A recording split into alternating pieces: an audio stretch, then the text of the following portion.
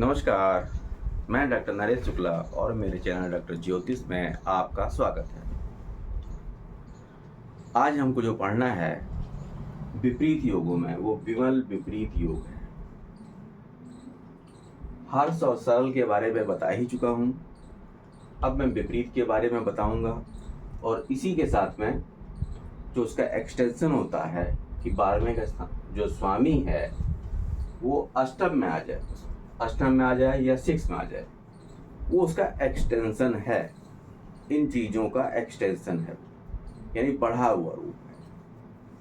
हम लोग इसी को विपरीत योग समझते हैं। लेकिन ये 3 हिस्सों में मैंने शुरू में ही कहा था कि हर्ष में, सरल में और विमल में बटा हुआ है। अब जो इसका तीसरा भाग है विमल, उसके बारे में पढ़ते हैं। लेकिन विमल के बारे में पढ़ने से पहले हमको पता होना चाहिए कि विमल है क्या। अगर 12वें स्थान का स्वामी 12वें में ही बैठ जाए तो उसको विमल कहा जाता है। 12वें स्थान का स्वामी अगर 12वें में बैठ जाए तो उसको विमल कहा जाता है। 12वां स्थान है क्या, पहले तो हमको ये पता होना चाहिए। 12वां स्थान मुक्ति का है, बेड प्लेजर का है, विदेश का है, जेल का भी है, व्यय का है, इन्वेस्टमेंट का है और हॉस्पिटल का भी है। यानी इतनी चीजें 12वें घर में आती हैं। अगर 12वें का स्वामी 12वें में ही बैठ जाता है तो आपको इन सब चीजों का सामना करना पड़ेगा, क्योंकि ये स्थान अच्छा हो गया तो इसके जो निगेटिव प्रभाव हैं हॉस्पिटल के, जेल के, ये नहीं देखने पड़ेंगे। लेकिन फिर मैं कह रहा हूं कि 12वां स्थान पीड़ित नहीं होना चाहिए, पीड़ा में नहीं होना चाहिए। 12वें स्थान का स्वामी 12वें में बैठ जाए, यहाँ तक तो अच्छा है, लेकिन राहु भी इस पे बैठ जाए, शनि की भी इस पे दृष्टि हो जाए तो ये स्थान पीड़ित हो जाएगा। फिर आपको इसके अच्छे परिणाम नहीं मिलेंगे। तो ये था विमल विपरीत योग। मुक्ति का भी स्थान यही कहा गया है, मुक्ति भी यहीं से मिलती है।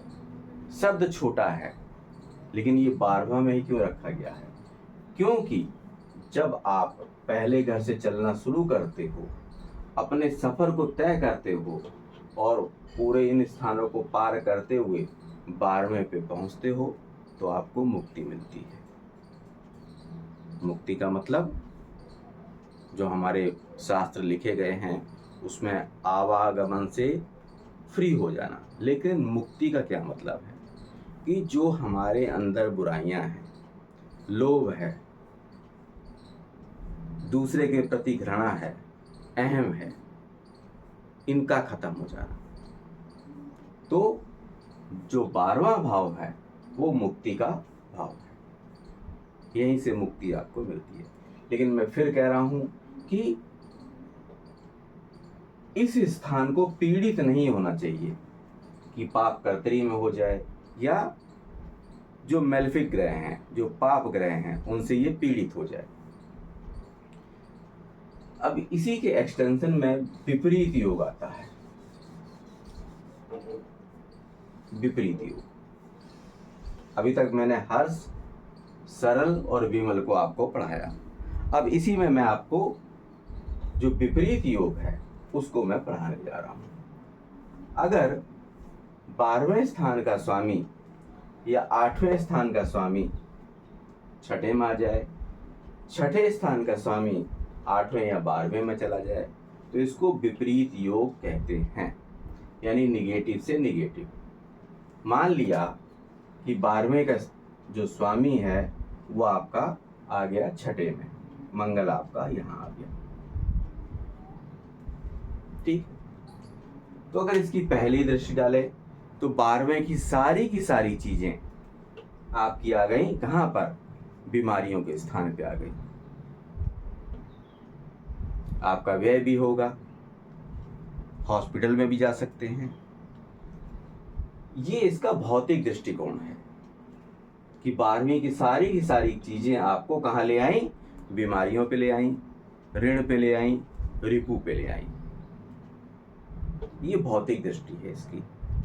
इसका मतलब कि और जो उसके पॉजिटिव वे में देखते हैं कि जो धन आएगा आपको वो विदेश से ही आएगा। जो धन आएगा, क्योंकि ये स्थान जो है नौकरी का भी है, सेवा का भी है, यानी ये चीजें सारी की सारी चीजें जो 12वें हाउस से संबंधित चीजें हैं वो आ गई छठे में। यानी छठे की आपको चीजें करनी पड़ेंगी। छठे की आप में अगर आप सरकारी सेवा में, तो धन कहाँ से आएगा, धन आएगा विदेश से।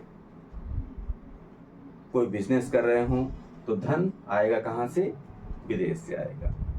दूसरा एक चीज और कह रहा, क्योंकि हॉस्पिटल का स्थान है तो आप हॉस्पिटल में भी नौकरी कर सकते हैं, वरना यहाँ से अगर 12वें स्थान का स्वामी यहाँ आएगा तो आप नौकरियों को बदलते रहेंगे। या तो विदेश से धन आता रहे, विदेश से कोई बिजनेस होता रहे, तब तक तो ठीक है, या हॉस्पिटल में नौकरी करते रहें तब तक तो, क्योंकि ये यही इंडिकेट कर रहा है। इसके विपरीत अगर आप कोई दूसरी चीज करते हैं तो आप नौकरी को चेंज करते रहेंगे।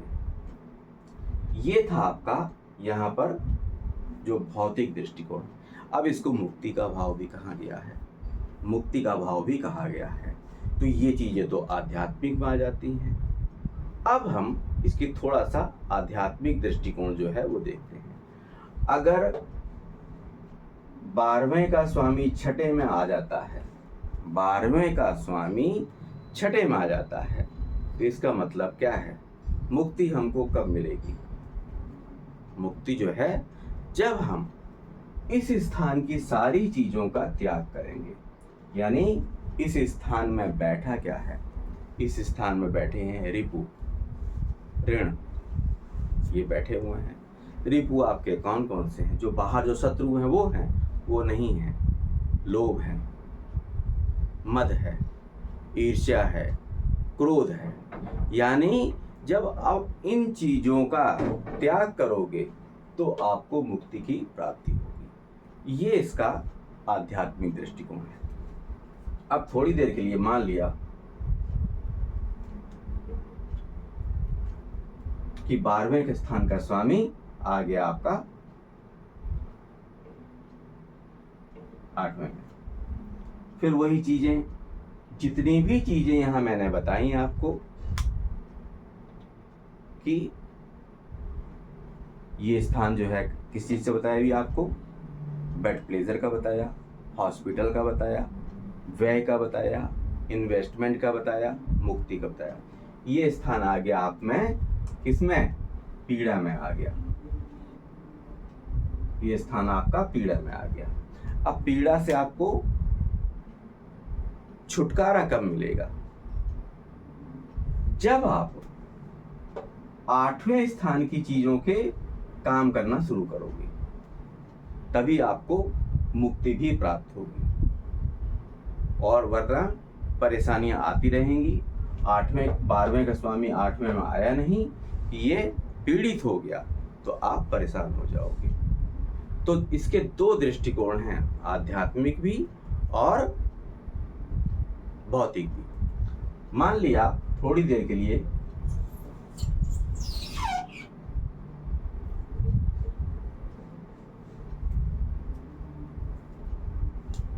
छठे स्थान का स्वामी, 8वें स्थान का स्वामी छठे में आ गया। मान ली चंद्रमा यहां आ गया। अब 8वें की सारी चीजें जो मैंने आपको बताई थी किसमें, सरल योग में, वो सारी की सारी चीजें आ गई यहाँ पर।